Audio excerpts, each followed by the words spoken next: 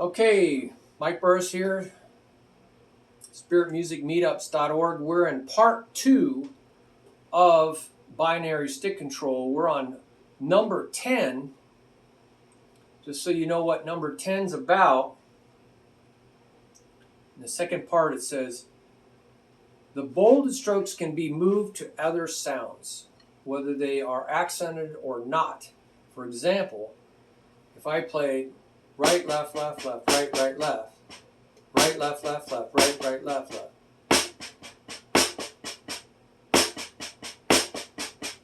Okay, and that's the example they have. That's on one sound, but what might help learn this is to play it on 2 sounds. Oh, absolutely. You can hear the pattern.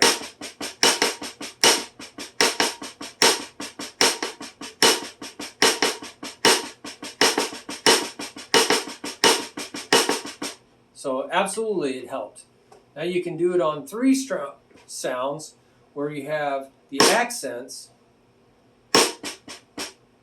accent, but that was not accented, and I could put that sound, maybe that sound on a different sound, and this left hand way back here, so more like that.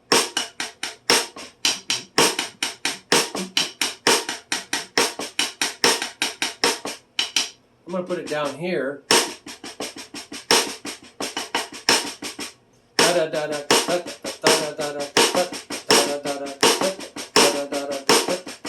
So having 3 sounds, 3 different motions. You can do a 4 sound pattern, so you see how we can use different sounds, right, left, left, left, right, right, and a different sound.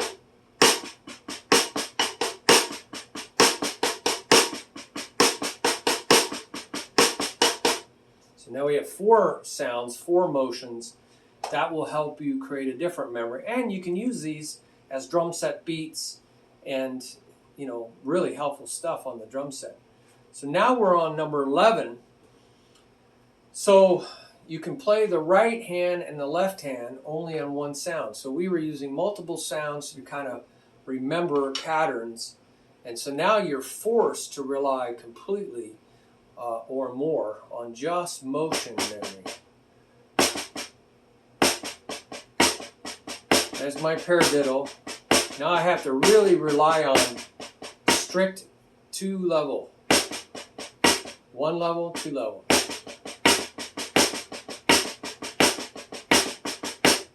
So that's the hardest. That's why we wait until we get there. And there's some examples of 4-bar exercise here, where you play 1 bar and you switch 2 bars. You know, sometimes you can go.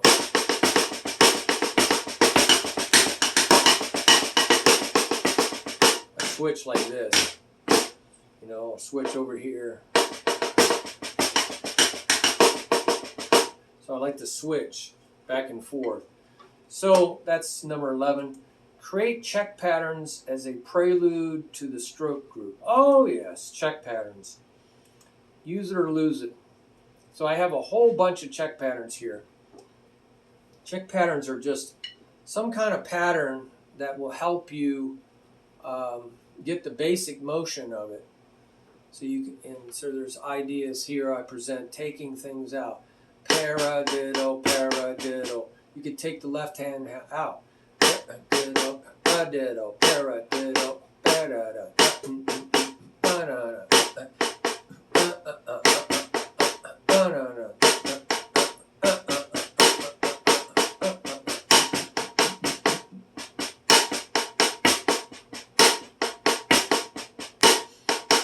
So that's a check pattern, just take one of the hands out. But you might come up with some others. You know, I like sometimes just going 1 E or 1 E and a 2 E and a, play something nice and even.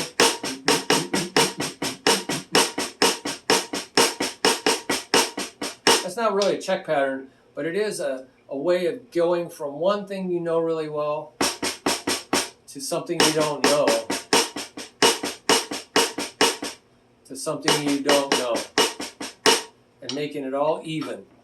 So that's one way to do it. So I give you a whole bunch of ideas about check patterns that you can look at here. Yep, I talk about right, left, right, left, right, left, right, right, left, right, left, left, right. So going from eighths to sixteenths. So that's another way to go about it. So anyway, just look at all those check patterns. Check patterns are really helpful to get your timing right and to sneak up on the total pattern and to use it or lose it.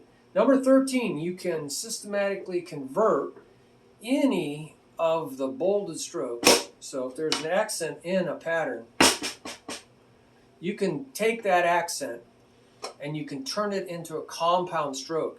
And there's a lot of different type of compound strokes, but you could say the simplest are flams and drags and buzzes, or doubles, doubles and triples. So I would just keep it simple, but you can say, for instance, let's say the pattern is right, right, left, right, left, right, left, right, left.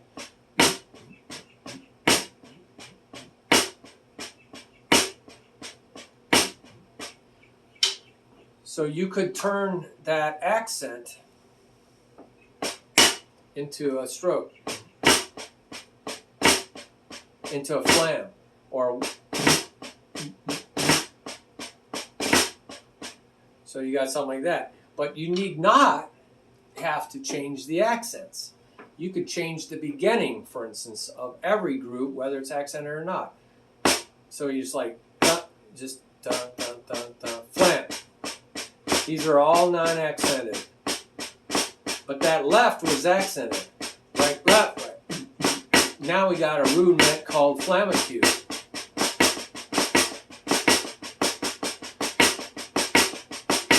That's without the flam.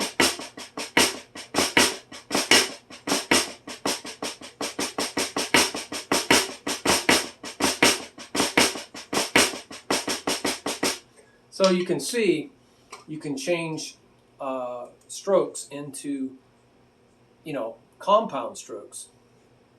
Number 14. Wow, this is a lot of ideas here.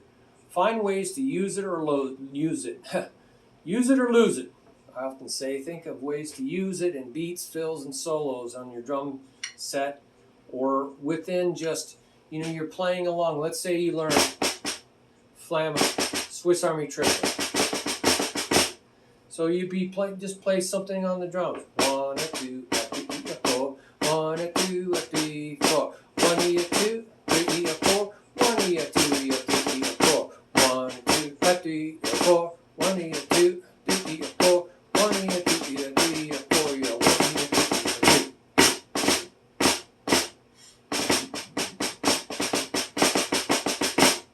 You're just throwing those flams, Swiss Army triplets in, so you use it or lose it. You can just play something like we were doing check patterns.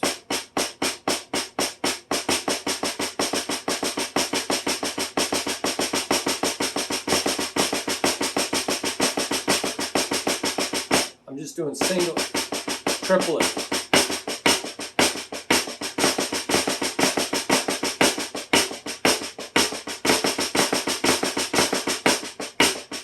See how I just weaved it into something?